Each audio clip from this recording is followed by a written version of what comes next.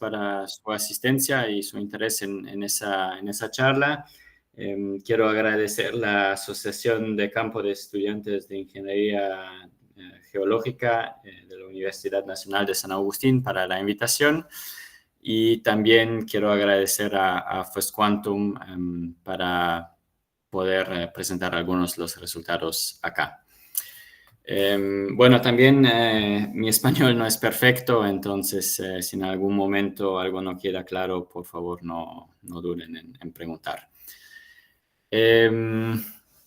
Bueno, esa presentación está básicamente subdividida en dos partes. Una primera parte un poco más teórica, donde vamos a abordar algunos temas un poco más teóricos generales de la petrocronología de zircones, y una segunda parte un poco más aplicada con ejemplos reales de cómo usar la petrocronología de zircones para determinar la fertilidad de pórfidos. Ok, ¿por qué el zircón es una buena herramienta? Es un mineral relativamente bien estudiado y entendido en comparación a otros geocronómetros. También es bastante frecuente en rocas intermedias y félsicas, no tanto en rocas máficas. Es también un mineral muy resistente a la alteración, tanto alteración hidrotermal como también meteorización. Y es un buen geocronómetro porque incluye altos valores de uranio y también más o menos de torio y casi nada del producto radiogénico que es el plomo. Entonces es un geocronómetro de muy alta precisión. ¿Me confirmen solamente si pueden ver mi mouse, la flechita? Sí, sí. Sí, ok, perfecto. Entonces, bueno, también es un muy buen geocronómetro el zircón porque justamente tenemos dos isótopos radioactivos del uranio, el uranio 238 y el 235, además del torio 232, y eso nos permite de hacer ese tipo de diagramas que vemos acá y plotear esa curva que se llama la concordia. Y los elipses acá son dataciones de zircones y de hecho, ese tipo de diagrama nos permite de llevar como un control de calidad de esas dataciones, porque dataciones correctas tienen que plotear en esa curva, en la concordia. Mientras que en casos como este acá representado, las elipses no caen en la concordia y eso nos indica que hubo mezcla entre dos edades diferentes en el zircón, por ejemplo, un núcleo más viejo con un borde más joven, o simplemente que había apertura del sistema en algún momento, ¿no? Eso puede ser una fisura en el zircón o un evento metamórfico con recristalización del zircón, por ejemplo. Entonces, eso también es algo que no aplica para todos los geocronómetros, ¿no? Solamente a los que se pueden datar con uranio plomo. También el zircón tiene una muy alta temperatura de cierre.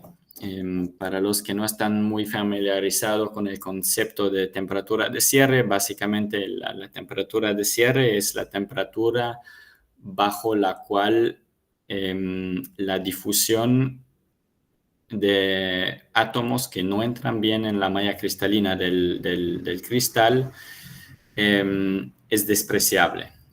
Eso significa que en el caso del zircón, que ya no hay pérdida significativa de plomo, porque el plomo no entra bien en la malla cristalina y quiere salir.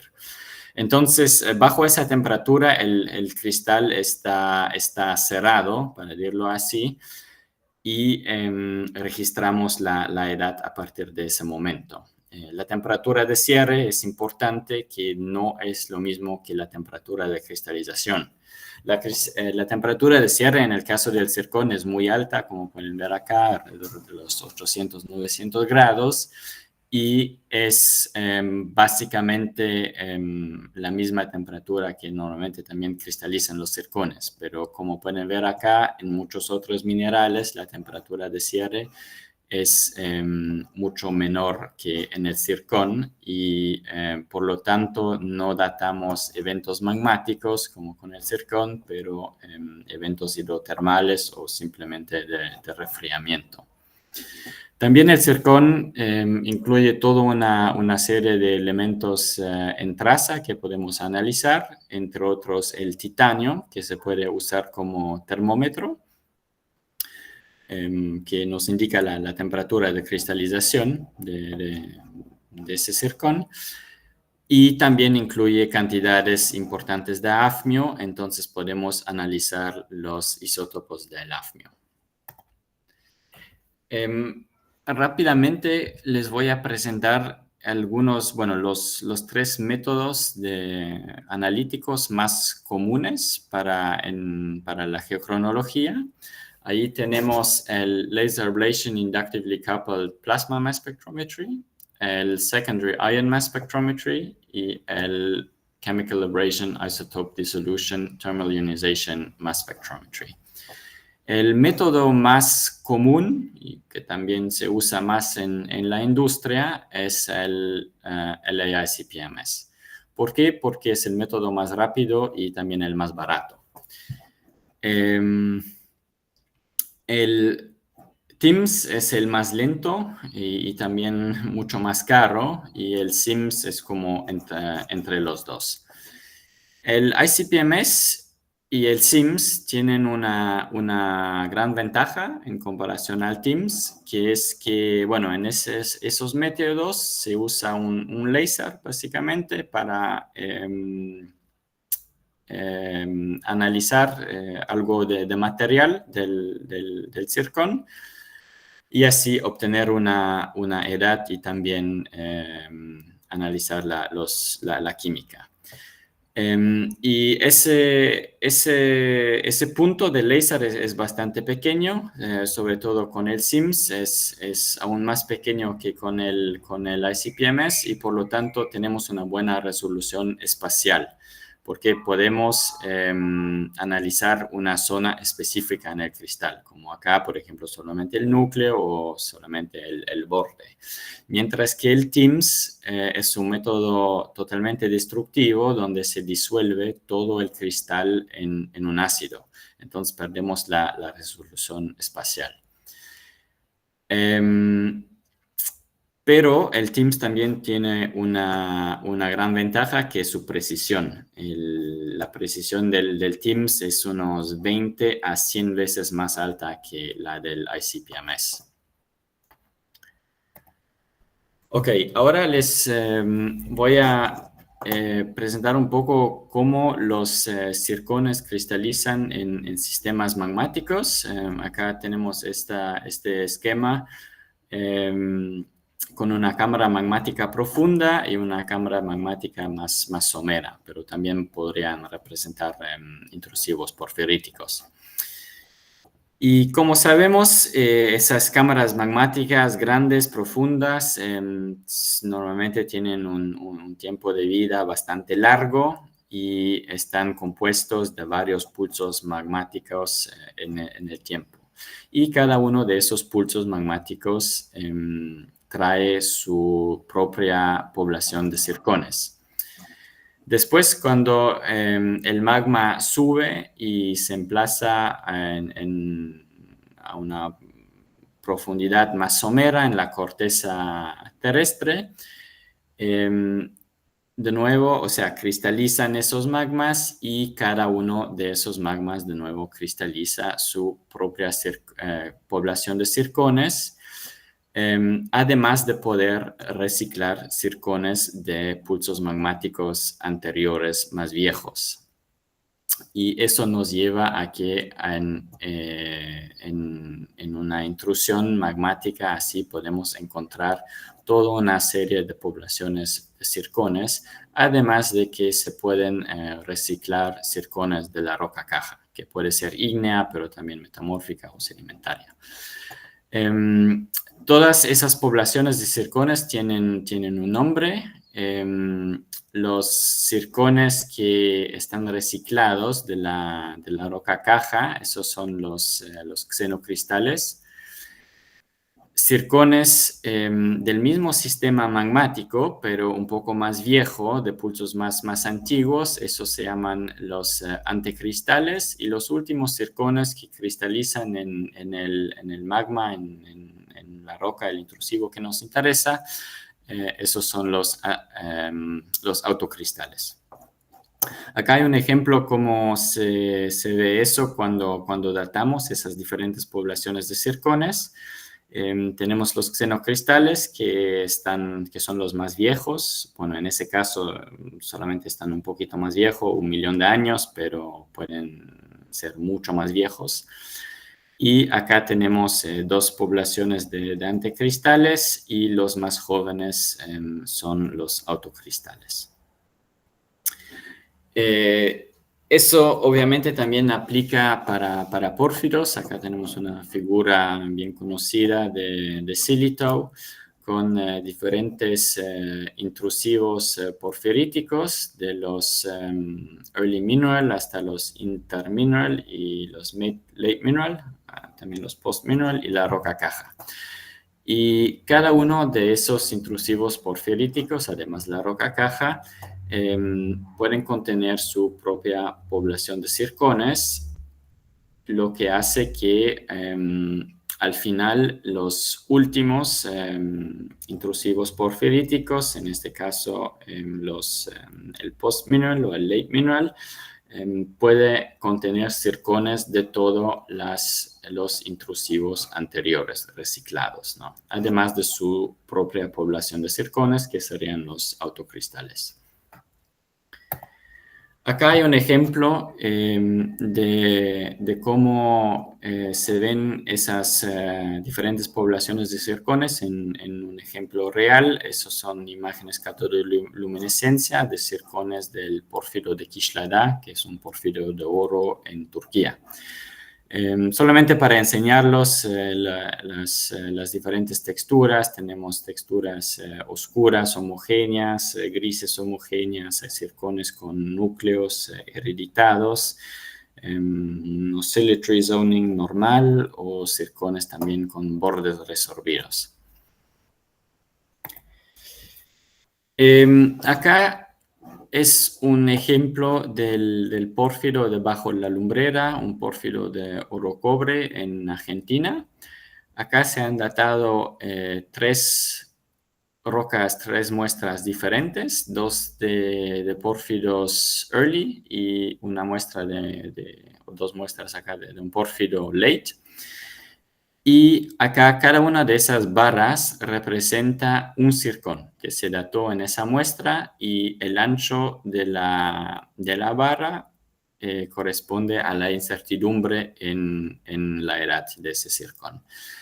Y acá vemos la comparación de la misma muestra que se ha datado con ICP-MS y con TIMSS. Y pueden ver que las barras de errores en el TIMSS están mucho más pequeñas que en el ICP-MS, por lo que les he comentado antes que el TIMSS es mucho más preciso.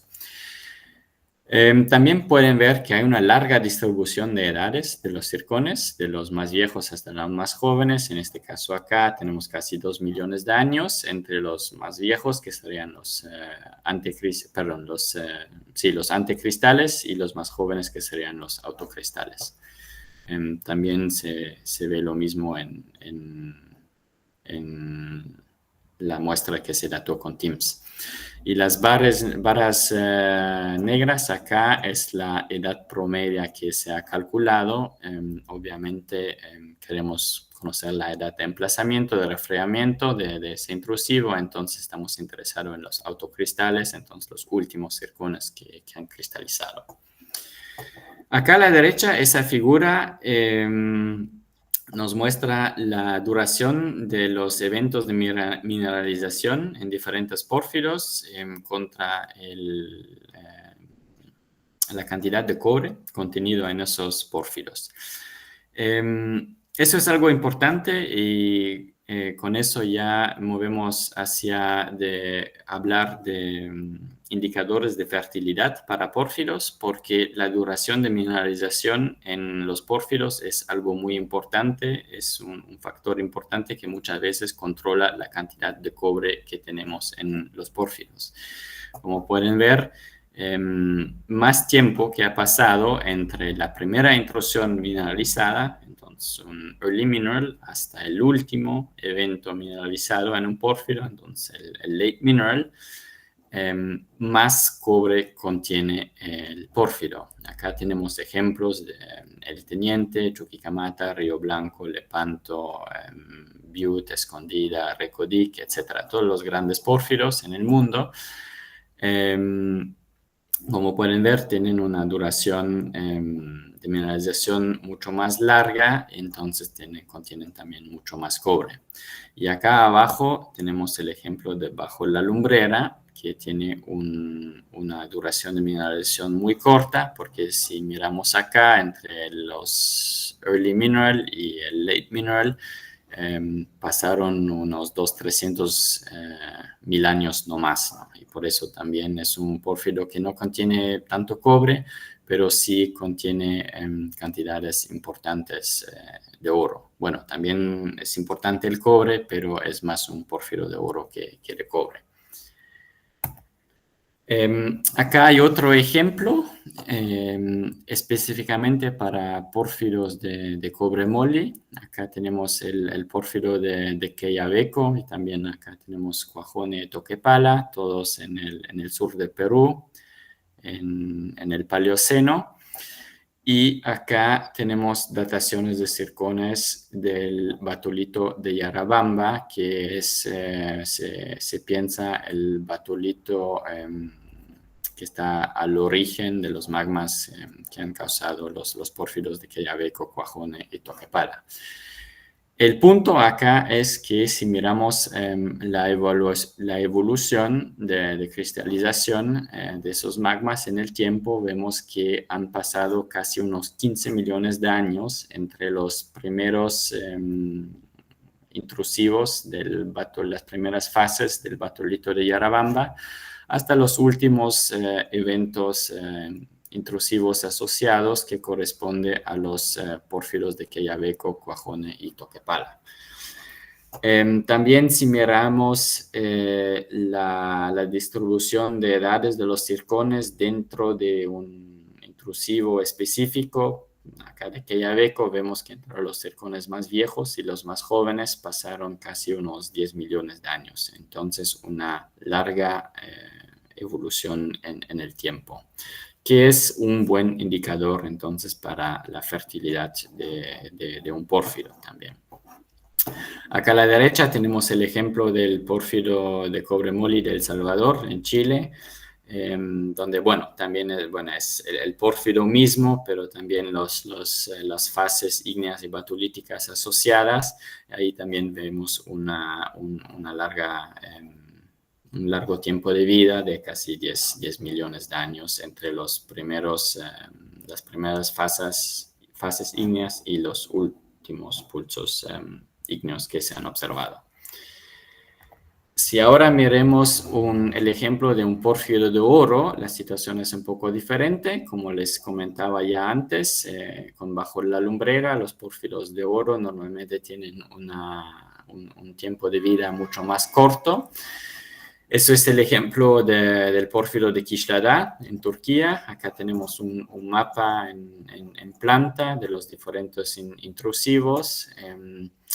Y quiero que lo que ven acá en la figura a la izquierda, bueno, es una figura un poco compleja con mucha información, pero quiero que se fijan acá en las dataciones de los zircones, de los diferentes intrusivos nomás. O sea, tenemos la primera intrusión, la intrusión 2, la intrusión 3, hasta los algunos intrusivos postminerales también. Y si miramos la distribución en el tiempo de los zircones en todas esas diferentes intrusiones, vemos que entre los zircones los más viejos y los zircones más jóvenes de las últimas intrusiones pasaron solamente unas 2 millones de años, y de hecho si calculamos edades promedias de esas diferentes intrusiones, vamos a ver que toda la mineralización de oro se depositó en menos de 400.000 años. Entonces, de nuevo, es un rango de tiempo mucho más corto que para los pórfidos de cobre moly. Acá abajo solamente un ejemplo de xenocristales que se han encontrado en esos diferentes intrusivos. Como pueden ver, bueno, el pórfido tiene una edad miocena de unos 13-14 millones de años, mientras que los xenocristales que se han encontrado, hay xenocristales de 500, 600, 700 millones de años, hasta casi 2.6 billones de años. Y de hecho, esos cristales son reciclados de un basamento metamórfico que se encuentra bajo el pórfido en profundidad. Rápidamente les quiero comentar que cuando están interpretando data química de zircones o de cualquier otro mineral que quieren datar, es importante de hacerle un control de calidad a esa data. Acá vemos el ejemplo de data química de una muestra, de una roca ígnea, y de esa muestra se han analizado 20 zircones. Cada línea acá es un zircón. Y lo que pasa muchas veces es que en zircones tenemos inclusiones fluidas, inclusiones de melt o inclusiones minerales. Como pueden ver acá, esas son imágenes bajo un binocular de zircones, y acá pueden ver una grande inclusión fluida o inclusión de melt acá también, y las pequeñas inclusiones acá son inclusiones minerales. Entonces, si tocamos con el láser esas inclusiones, obviamente nos va a contaminar nuestro análisis, y esos análisis hay que eliminarlos. Acá en amarillo y rojo, entonces he marcado algunos zircones que yo eliminaría, porque lo que tenemos que ver acá es que hay algunos elementos que tienen valores muy altos, demasiado altos. Esos elementos son, entre otros, elementos como el fósforo, aluminio, calcio, estroncio, bario o tierras raras livianas, que son elementos que solamente están incorporadas en muy pequeñas cantidades en los zircones. Acá abajo les he puesto los coeficientes de partición de diferentes elementos en diferentes minerales, y como pueden ver, el coeficiente de partición, bueno, entre el zircón y un magma es muy bajo para tierras raras livianas. Entonces, lo que significa que el zircón incorpora solamente muy poco las tierras raras livianas. Entonces, como pueden ver acá, por ejemplo, este análisis de acá, el zircón número 17, eso probablemente es una inclusión de apatita, porque incluye muy altos valores en fósforo, también en calcio, y altos valores en tierras raras en comparación a los demás zircones. Y como pueden ver acá, la apatita incluye mucho más tierras raras livianas que el zircón. Bueno, no es tan importante qué inclusión es, pero lo importante es de eliminar esos análisis. Ok, ahora movemos más hacia la segunda parte de la charla, que es el uso de zircones para determinar la fertilidad de pórfidos. Entonces, ¿Cuáles son las ventajas de usar circones y por qué no la roca total? Porque también podemos analizar la geoquímica de la roca total y usar indicadores como los clásicos, por ejemplo, el ratio estroncio-itrio o el vanadio-scandio, para determinar la fertilidad de esa roca. Lo que pasa es que muchas veces cuando vamos a campo, lo que vemos es que la roca total se ve así, totalmente alterada, meteorizada, y hay que tener mucho cuidado en analizar la geoquímica de una roca así, porque varios de los elementos en esa roca ya pueden estar móviles con una alteración tan fuerte. Sobre todo elementos como el estroncio, por ejemplo, están bastante móviles con alteraciones hidrotermales. Entonces, muchas veces los valores de esos elementos ya no están confiables en la roca total. Por eso queremos analizar los circones, porque los circones son muy resistentes a la alteración y incluso en una roca totalmente alterada, la geoquímica de los circones todavía se mantiene preservada. También los circones nos permiten de resolver la fertilidad en el tiempo. Las ventajas es que los circones, analizar circones es mucho más caro y lento. Si quieren analizar una roca, una muestra de roca por su geoquímica en un laboratorio comercial, normalmente los cubren unos $40 por muestra, mientras que separar circones de una muestra, datarlos y analizar la geoquímica les va a salir unos $1,000 aproximadamente. Ok, ahora vamos a ver varios indicadores de fertilidad para pórfidos. Acá los dos primeros que les quiero presentar es el ratio ytterbio-gadolinio y el ratio torio-uranio. ¿Por qué esos ratios geoquímicos? Pues son buenos indicadores para la cristalización del anfibol y de la titanita. El ytterbio-gadolinio sobre todo se usa para evidenciar la cristalización de anfibol y el torio-uranio para la titanita. ¿Por qué queremos evidenciar la cristalización de esos minerales? Porque son proxies para las condiciones de presión e hidratación en el magma. Y como la mayoría de ustedes sabe, para formar un buen pórfido es importante que el magma evolucione a alta presión y que sea un magma hidratado. Además, ya hemos visto que una larga evolución magmática también es un factor muy positivo para la fertilidad de los pórfidos. Entonces, ¿cómo funcionan esos ratios?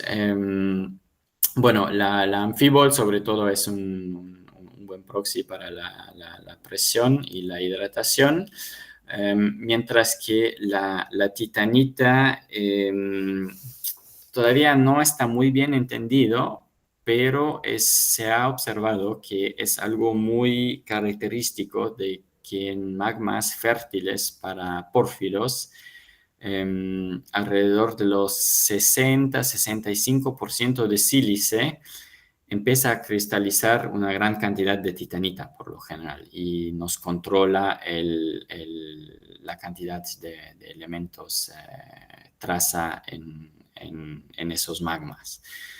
Todavía no se sabe bien por qué, pero es algo muy característico y distintivo de magmas fértiles para pórfidos. Entonces, esos ratios funcionan de la manera siguiente. El gadolinio es una tierra rara mediana y el ytterbio es una tierra rara pesada. Y si miramos acá los coeficientes de partición de las tierras raras entre diferentes minerales y un magma, podemos ver que la hornblenda incluye mucho más tierras raras medianas y también la titanita que tierras raras pesadas. Entonces, cuando cristaliza anfibol, el gadolinio va a bajar, el iterbio mucho menos y ese ratio nos va a aumentar. Mientras que al mismo tiempo, cuando cristaliza la titanita, el torio-uranio va a bajar porque, como pueden ver acá, la titanita incluye mucho más torio que uranio. Y también a menor proporción, la apatita influye ese ratio. Entonces, cuando lo que queremos ver en rocas fértiles es que se observa una bonita curva de cristalización fraccionada en ese gráfico. También a veces se observan líneas rectas, como acá, y esos son trends de mezcla entre dos end members. Eso pueden ser dos magmas con una composición diferente o un magma que está asimilando una roca caja, por ejemplo, con una composición diferente. Esa mezcla o asimilación normalmente no es algo muy positivo, entonces no es lo que queremos ver. Otro indicador que les quiero presentar es el ratio afmio-itrio. El afmio básicamente es un proxy para la evolución del magma, funciona de la misma manera como la sílice en la roca total. Más que la roca está evolucionada, más afmio que tenemos en nuestra roca. En la roca más máfica tiene menos afmio. Y el itrio es un elemento que también está muy bien incorporado en el anfibol. Entonces, cuando tenemos poco itrio en el magma, eso nos indica que hubo una cantidad significativa de anfibol que cristalizó. Entonces, de nuevo, nos indica condiciones de alta presión e hidratación en el magma. Entonces, acá vemos el ejemplo de Highland Valley, que es un pórfido de cobre moly en Canadá. Y lo que se observa es que los intrusivos preminerales tienen un aumento muy fuerte en el ratio afmio-itrio, con un ratio torio-uranio que baja un poco. Eso es porque en las primeras fases de esos intrusivos preminerales hay mucha cristalización de anfibol y un poco menos de cristalización de titanita. Como les comenté, normalmente la titanita cristaliza un poco más tarde. Mientras que en los intrusivos sin o postminerales ya tenemos mucho más cristalización de titanita, también todavía de anfibol, pero ya es la titanita que está controlando el balance de esos elementos en traza. Entonces, lo que queremos ver en rocas fértiles para pórfidos son esos trends característicos que se observan acá en ese ejemplo de Highland Valley. Otro indicador de fertilidad es la famosa anomalía de Orropio. Esa anomalía es un proxy para la hidratación y la oxidación del magma. Se calcula de esa manera, no voy a entrar ahora en los detalles por qué, pero si quieren saber el por qué, después en las preguntas podemos conversar de eso. Básicamente, ahí hay dos cosas. Bueno, puede ser un proxy para la hidratación y la oxidación. ¿Por qué oxidación? Porque el orropio tiene dos estados de oxidación que ocurren en condiciones normales, que es el orropio 2+ y el orropio 3+. Obviamente, cuando el magma es más oxidado, uno esperaría encontrar más orropio 3+. El orropio 2+ es mucho mejor incorporado en la plagioclasa que el orropio 3+. Entonces, cuando cristaliza mucha plagioclasa, el contenido del orropio en nuestro magma va a disminuir muy rápidamente.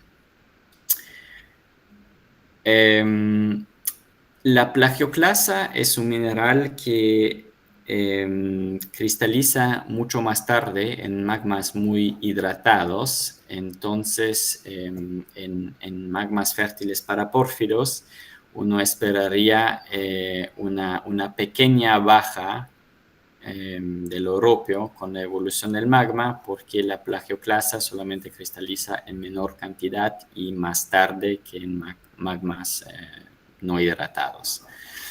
El samario gadolinio, de nuevo, es un proxy para la cristalización de la anfíbol, porque son tierras raras medianas que están muy bien incorporadas en el anfíbol, pero también en la titanita. Entonces, queremos ver cantidades bajas de samario y gadolinio y cantidades altas de oropio, lo que hace que queremos ver una anomalía de oropio alta en magmas fértiles. Y eso es lo que vemos acá en ese gráfico. Muestras de El Salvador, Darrington, Chuquicamata, Butte, todos tienen valores de anomalía de oropio alta y con una pequeña baja de ese ratio con la evolución magmática. Mientras que rocas no fértiles caen acá abajo y disminuyen mucho más rápido la evolución, la anomalía de oropio con la evolución magmática. Acá tenemos el ejemplo de El Salvador, donde vemos que los intrusivos asociados con la mineralización en el pórfido tienen anomalías de oropio mucho más altas que bajan lentamente, mientras que los intrusivos preminerales no asociados con el cobre bajan mucho más rápido y tienen valores de la anomalía de oropio más bajas en promedio. El último indicador de fertilidad que les quiero presentar es el disprosio ytterbio. Funciona básicamente de la misma manera que el ytterbio gadolinio. Entonces es un proxy para la cristalización de anfíbol y también de la titanita. El disprosio es una tierra rara mediana, el ytterbio una tierra rara pesada, entonces esperaríamos un ratio de disprosio ytterbio bajo en magmas fértiles, y eso es lo que vemos acá. Acá hay ejemplos de muchos pórfidos grandes del mundo y vemos que plotean a valores de anomalía de oropio altas y un bajo disprosio ytterbio. Mientras que acá abajo están muestras de rocas no fértiles que, plotean acá abajo. En este gráfico tenemos el ejemplo del pórfido de Akira, acá en Perú, en Apurímac, en el batolito Anahuaylas-Yauri. Y como pueden ver, los intrusivos asociados con la mineralización, incluso muestras del batolito de Anahuaylas-Yauri, plotean acá en el campo fértil, mientras que, por ejemplo, acá el pórfido de Cristo de los Andes, que es un pequeño satélite del pórfido de Akira, pero con poca mineralización, que plotea acá en el campo débilmente fértil. Acá arriba tenemos el ejemplo de Chuquicamata con un promedio de los zircones ploteando acá en el campo fértil y los zircones del complejo intrusivo de Pajonal, que es un precursor a la mineralización de Chuquicamata, y vemos que las muestras de esos intrusivos caen acá en el campo no fértil o débilmente fértil. Bueno, estoy consciente de que eso quizás era mucha información en poco tiempo, pero ahora vamos a ver diferentes ejemplos de esos indicadores de fertilidad. Acá tenemos el ejemplo de Chuquicamata, que es un clásico pórfido de cobre moli. Entonces, si miramos la distribución de edades en esas rocas, tenemos una larga evolución del sistema magmático de unos casi 10 millones de años, con una anomalía de europio que aumenta en el tiempo. Porque los primeros intrusivos acá tienen anomalías de europio más baja y de ahí suben hasta que llegamos a los intrusivos que ya están asociados con la mineralización. Eso también lo vemos acá en el gráfico de anomalía de europio contra el afmio, que con la evolución magmática la anomalía de europio está aumentando. Y eso es algo muy característico para pórfiros de cobre moli, que empiezan con valores de anomalía de europio mucho más baja y después aumentan y se desplazan hacia el campo fértil. Eso significa que básicamente esos magmas con su evolución se están hidratando y aumentan en la fugacidad de oxígeno. Es algo muy característico para pórfiros de cobre moli, porque en pórfiros de cobre oro no se observa eso, y lo vamos a ver en la siguiente diapositiva. Entonces es algo muy práctico porque ustedes pueden solamente analizando un par de zircones, por ejemplo zircones detríticos de alguna cuenca, ya pueden tener una idea si esos zircones vienen de rocas que son fértiles para pórfiros de cobre moli o más para pórfiros de oro, de cobre oro, sin ver el contexto. Ahora, si miramos acá la evolución del torio-uranio y del afmio-itrio, entonces vemos que hay una baja del torio-uranio con un aumento del afmio-itrio, lo que significa que había cristalización de anfibol y también de titanita. Como en el ejemplo de Highland Valley, los intrusivos preminerales cristalizan más anfibol y los seminerales también cristalizan anfibol, pero también cantidades más importantes de titanita. Entonces acá Chuquicamata tiene exactamente la firma que queremos ver. En el gráfico ytterbio-gadolíneo contra torio-uranio también vemos esa bonita curva de cristalización fraccionada que nos indica que había cantidades significativas de titanita que cristalizaron, pero también el anfibol que hizo aumentar el ytterbio-gadolíneo.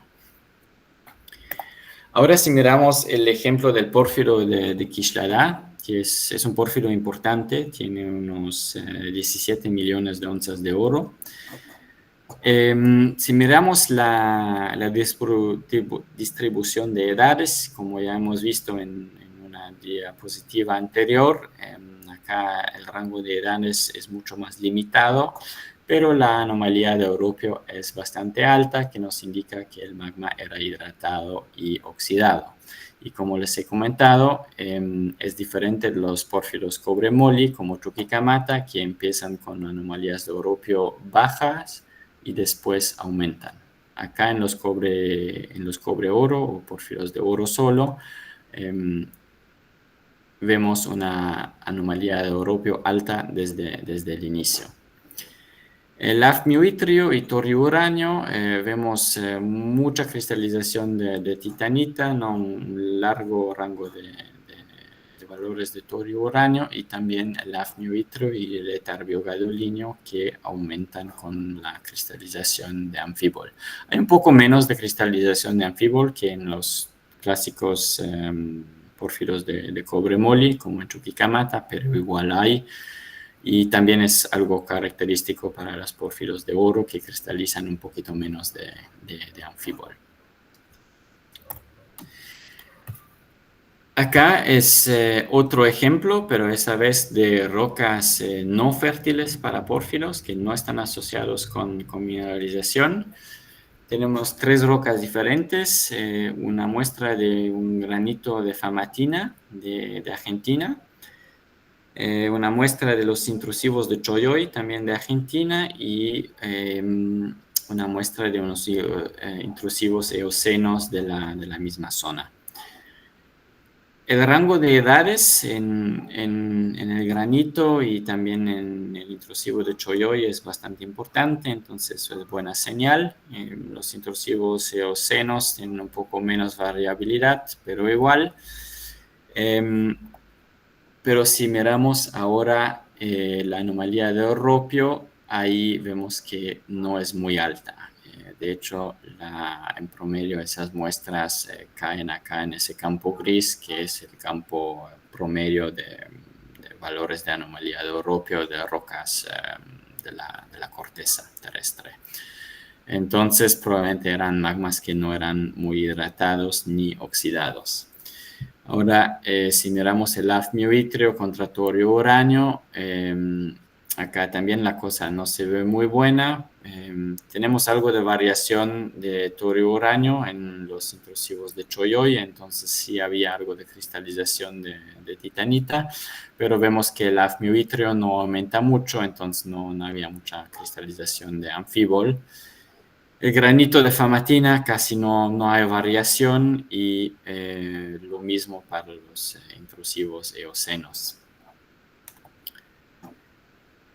Si miramos acá en el gráfico Iterbio-Gadolinio contra Torio-Uranio, bueno, vemos también que para el granito de Famatina no hay mucho aumento en el Iterbio-Gadolinio, entonces no había tanta cristalización de anfibol. Y bueno, para los intrusivos eocenos y vemos que casi no hay variación del torio-uranio, entonces probablemente no había mucha cristalización de titanita, igual para el granito de Famatina. Entonces, eso tampoco no es la firma que queremos ver en rocas fértiles. Otro ejemplo, eso es de un prospecto de pórfido. Por temas de confidencialidad no les puedo decir dónde queda, pero está acá en la cordillera de los Andes. En ese prospecto se han analizado acá 4 o 5 muestras diferentes. Entonces, si miramos la distribución de edades acá, es bastante buena. La anomalía de Orropio también bastante alta desde el inicio, entonces tira más hacia algo fértil para cobre-oro o de oro. El hafnio-ytrio y torio-uranio, los puntos amarillos, bueno, tiene algo de variación de torio-uranio y también el hafnio-ytrio aumenta un poco, pero no tanto. Lo mismo para los morados y los rojos también, bueno, hay un aumento del hafnio-ytrio, pero no tan importante que, por ejemplo, para Chuquicamata, ¿no? Entonces, eso también es algo que tira más hacia fertilidad de oro, quizás con fraccionamiento de anfibol, pero un poco menos que para un clásico pórfido cobre-moli. El Iterbio gadolinio también hay, bueno, con los puntos naranjos sí hay un aumento, los rojos más o menos, los amarillos la verdad no veo mucho aumento. Y los morados también hay un pequeño aumento, pero no es tan grande. Y también la variación del torio-uranio, para los amarillos no veo mucha variación. Los morados un poquito, los rojos tampoco. No es no es ideal. Parece que no había tanta cristalización de titanita, pero sí había un poco. Entonces, eso no es tan bueno ver eso. Pero igual, varios de los indicadores de fertilidad cumplen y les puedo decir que ese prospecto se ha perforado y sí está asociado con un sistema de pórfido, pero es un sistema de pórfido de oro-cobre. Entonces es más o menos lo que nos indica la fertilidad de los zircones y parece que es un prospecto un poco más pequeño, no es un pórfido gigante Y quizás eso también nos explica por qué algunos de los indicadores, como la cristalización de titanita, parece que no había tanto, bueno, que ese prospecto no cumple perfectamente con todos los indicadores, ¿no? Y un último ejemplo que les quiero mostrar es otro prospecto acá en los Andes. 4 muestras que se han analizado tienen una bastante buena variabilidad de las edades. Acá también el AFMIO hay bastante variación, entonces evolución magmática. Y la anomalía de Oropio también es bastante alta, entonces es una buena señal y es alta desde el inicio, no está aumentando como con Chuquicamata, entonces también es un prospecto que tiene más pinta de ser fértil para oro. Pero ahora si miramos el torio uranio, afmioitrio, ahí la cosa se ve un poco menos buena porque los puntos amarillos no hay cristalización de titanita, pues no hay variación. Los naranjos, ni anfibol ni titanita cristalizó, no pasa nada allá. Y los verdes sí parece que había bastante cristalización de titanita, pero no aumentó el afmioitrio, entonces no parece que había mucha cristalización de anfibol. Entonces eso no, es algo no muy coherente, ¿no? Había algo de cristalización de titanita, no tanto de anfibol, ¿no? Entonces eso no es una firma muy clara, ¿no? Y si miramos la cristalización de titanita acá, de nuevo con el torio uranio, de nuevo se ve una bastante larga evolución del torio uranio en los puntos verdes. También un aumento en el itarbio gadolinio, lo que parece bien, pero de nuevo los puntos naranjos y amarillos casi no hay cristalización de titanita, ¿no? Que no es bueno. Además, acá me parece que es más una línea de contaminación o de mezcla que observa acá, que está un poco sobreimpuesta sobre la curva de cristalización fraccionada. Entonces, probablemente ese magma ha asimilado algo de la roca caja, de la corteza, o se ha mezclado con otro magma, que también no es muy buena señal. Este prospecto también se ha perforado y de hecho no está asociado con mineralización. Entonces no es algo muy prospectivo. Bueno, las conclusiones. El zircón es un mineral relativamente bien estudiado con una amplia variedad de aplicaciones en geología. Los zircones pueden ser una herramienta muy poderosa en exploraciones, sobre todo en etapas tempranas, como exploraciones greenfields, porque se pueden analizar, por ejemplo, los zircones detríticos en cuencas.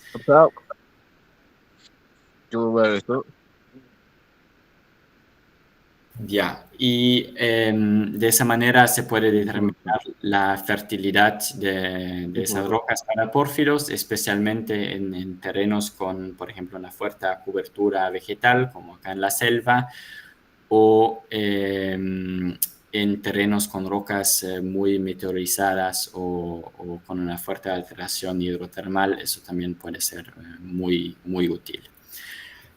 Pero ojo, el hecho de que rocas cumplen con los indicadores de fertilidad para pórfiros no garantiza la presencia de un pórfiro económico. Hay muchas rocas que van a ver que cumplen con esos indicadores de fertilidad, pero no están asociados a ninguna mineralización. Pero al contrario, los pórfiros económicos sí normalmente cumplen con todos esos indicadores de fertilidad. Eso básicamente significa que analizar la geoquímica de zircones es una herramienta no más, pero no debe ser la única herramienta, obviamente, que vamos a utilizar en exploraciones, ¿no? También hay que ver anomalías geoquímicas, geofísica, etc. Bueno, eso es todo por mi parte. Muchas gracias por su atención y si tienen preguntas, bienvenidas. Sí, ingeniero, muchas gracias por esta interesante y enriquecedora presentación. Estamos seguros de que ha sido de gran valor para todos los asistentes. Ahora vamos a pasar a la sección de preguntas. Si alguno de los participantes tiene alguna pregunta, puede levantar la mano y prender el micrófono o dejarlas en el casillero de los comentarios, ¿no? La participante Adriana Camila puede prender su micrófono. Sí, buenas noches, compañero André. Buenas noches, ingeniero Luca, ¿cómo está? En esta ocasión me gustaría preguntarle, ¿no? Más que todo sobre su experiencia, ¿qué desafíos usted ha encontrado al aplicar estos métodos en diferentes regiones del mundo, ¿no?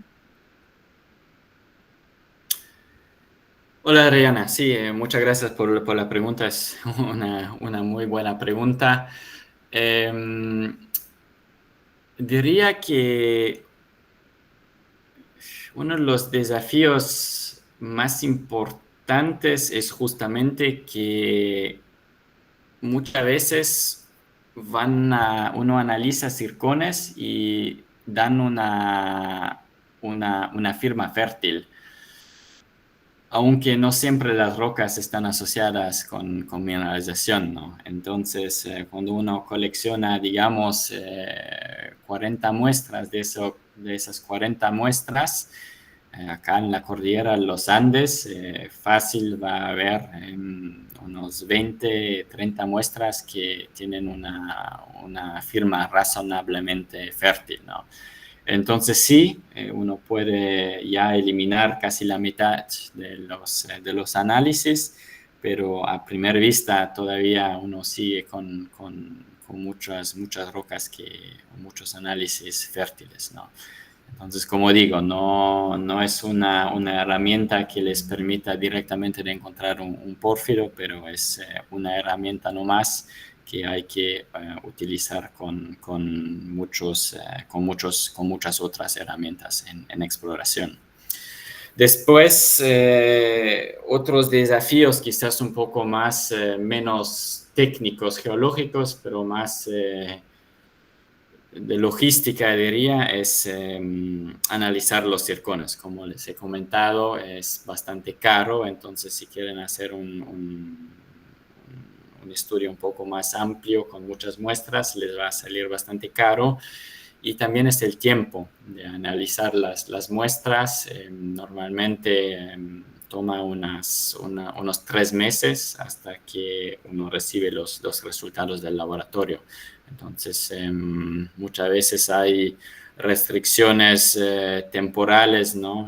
O sea, uno está apurado en su campaña de exploración y esperar hasta que vengan los resultados de circones puede tomar bastante tiempo, ¿no? Eso. Le damos el pase a la compañera Angelina para que pueda realizar su consulta. Buenas noches, ingeniero. Tenía una consulta. Estaba leyendo una publicación un poco para informarme más que todo sobre la geocronología de los circones. Y había algo que mencionaban bastante, que era la discordancia, los circones discordantes. Y también mencionaban bastante sobre las pérdidas de plomo que se da.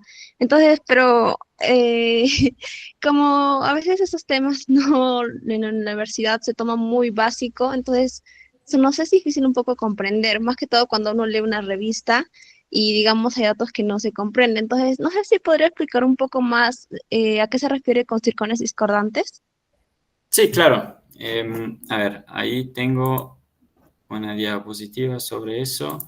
Creo que ya no estoy compartiendo, ¿cierto? A ver.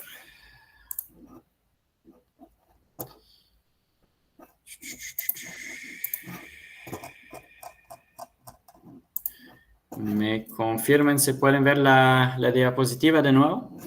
Sí, ingeniero, se puede observar. Ya.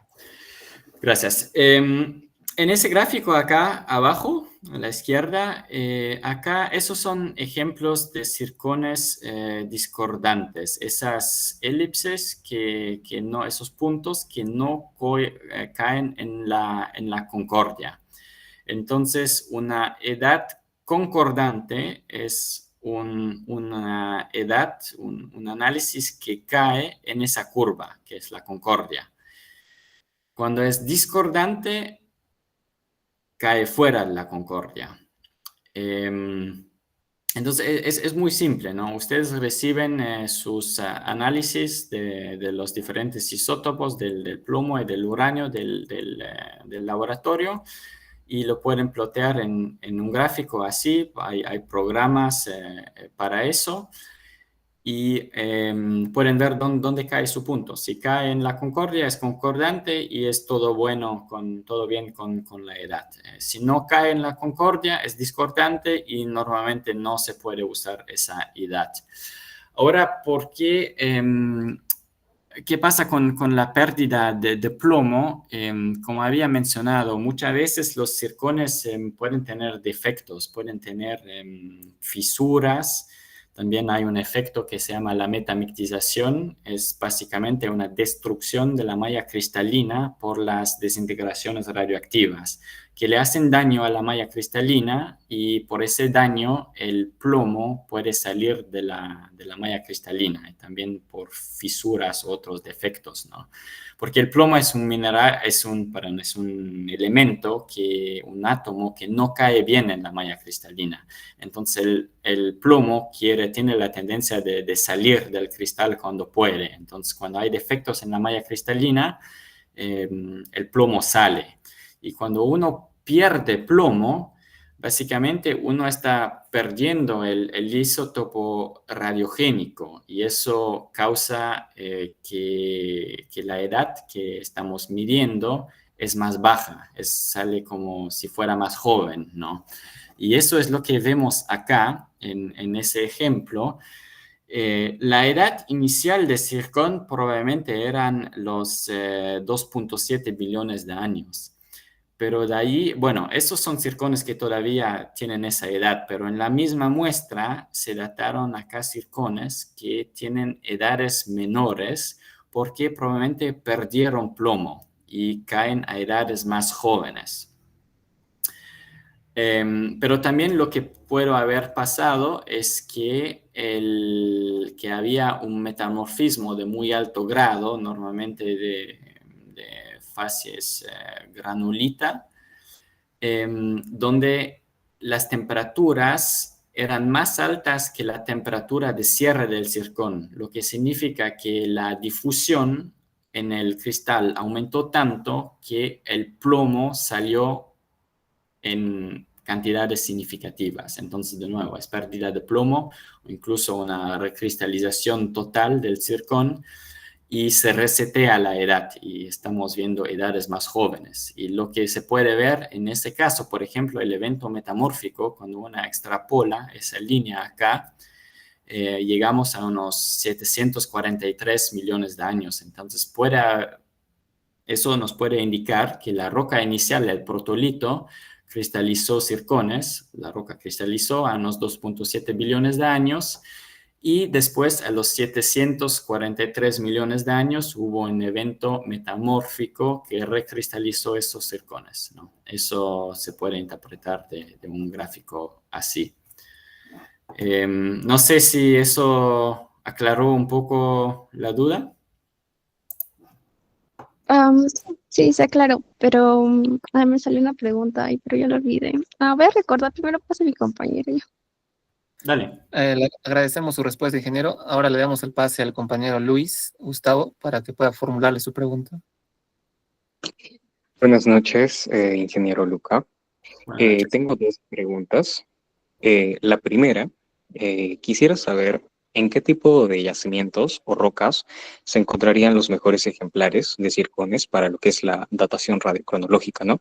Y si es que pueden considerarse quizá las pegmatitas, ya que son una importante fuente de elementos o minerales raros y económicos. Sí, muy buena pregunta.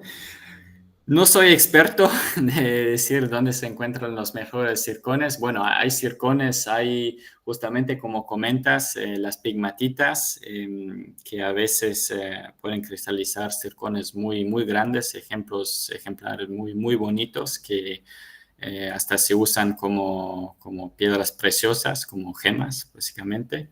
El circón también se puede usar como imitación para el diamante. Hay circones muy transparentes, bueno, muchas veces se fabrican de manera industrial, ¿no? Pero el circón tiene propiedades similar al diamante y se pueden usar en joyería. Pero de un punto de vista geoquímica, sí, pegmatitas, muchas pegmatitas pueden contener circones muy, muy grandes, sobre todo porque el circonio al final es un elemento incompatible. También el afmio, que es que ocurre en muy altas cantidades en el circón, y esos elementos se enriquecen, ¿no? en pegmatitas, entonces uno puede encontrar bonitos ejemplares de circones. Ahora hay diferentes tipos de pegmatitas, no les puedo decir, no sé exactamente en qué tipo de pegmatita hay más chance de encontrar circones grandes y en cuáles no. En general, circones no cristalizan bien en magmas máficos también, pero alcalinos. Porque parece que las altas cantidades de elementos alcalinos de alguna manera impide la nucleación del circón. Entonces, rocas ígneas alcalinas normalmente no es un lugar donde esperamos encontrar muchos circones. Lo mismo pasa, bueno, con los magmas máficos, porque normalmente no hay circones, es porque el circonio es un elemento incompatible que primero hay que enriquecerlo en el magma. Entonces, por eso en pegmatitas muy evolucionadas hay buenas chances de encontrar circones grandes y en rocas ígneas máficas no tanto, ¿no? Hay algunos ejemplos de intrusivos con circones espectaculares. Por ejemplo, hay la intrusión del Mud Tank en el norte de Australia. Y también hay el intrusivo de Plezovice en Serbia, que tienen circones muy grandes, en muy altas cantidades, y de hecho esas rocas se usan para obtener circones para estándares, para las dataciones, porque son circones muy bien formadas y muy homogéneos. Entonces, si en algún momento van a trabajar con dataciones de circones, probablemente van a encontrar esos nombres del intrusivo de Plezovice y del Mud Tank. De acuerdo, ingeniero. Ahora, tomando en cuenta la premisa de la pregunta, esta es la segunda. Comentó de que algunos ejemplares pueden llegar a ser grandes. Con eso Sí. creo que me refiero a mayores de 1 milímetro. ¿Qué tan efectivos y útiles son para estudiarlos en radiocronología? ¿Y qué tan usuales son? Sí, hay circones que pueden alcanzar tamaños hasta centímetrico, ¿no? 3, 4, 5 centímetros. Se pueden usar para la geocronología, por supuesto. ¿Qué tan útiles son? Son tan útiles que circones pequeños, mientras que son homogéneos. Porque normalmente lo que nosotros queremos datar es un evento intrusivo, una cristalización de un magma. Entonces, lo que queremos es un circón que justamente nos representa este evento, mientras que circones con muchas fases de crecimiento y mucho tiempo entre esas fases de crecimiento, además de magmas con composiciones geoquímicas muy diferentes, nos causa problemas porque vamos a tener un zircón con muchas zonaciones muy diferentes y nos va a ser difícil de analizar ese zircón justamente por el problema de que si el tamaño del spot del láser no alcanza de analizar un solo borde o un solo núcleo, vamos a mezclar diferentes zonas en el cristal y nos va a dar un resultado no significativo, ¿no? Pero sí, zircones muy grandes también se pueden datar perfectamente mientras que están homogéneos.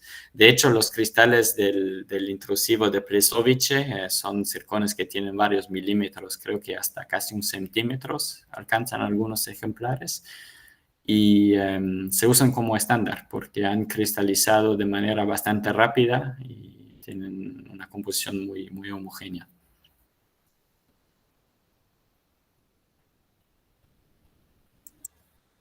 Listo, ingeniero. Creo que son todas las preguntas. Agradecemos sus respuestas por haber respondido detalladamente, ¿no? Y agradecemos enormemente su participación. Queremos decirle que está cordialmente invitado a nuestra universidad y esperamos verlo pronto en una próxima conferencia a lo largo del año, ingeniero. Perfecto. Muchísimas gracias. Las gracias a usted, ingeniero. Y a Gracias. todos los participantes, muchas gracias por acompañarnos el día de hoy. Les recordamos que pueden seguirnos en nuestras redes sociales como A6G UNSA para estar al tanto de nuestros futuros eventos. Que tengan una excelente noche. Hasta la próxima. Muchas gracias.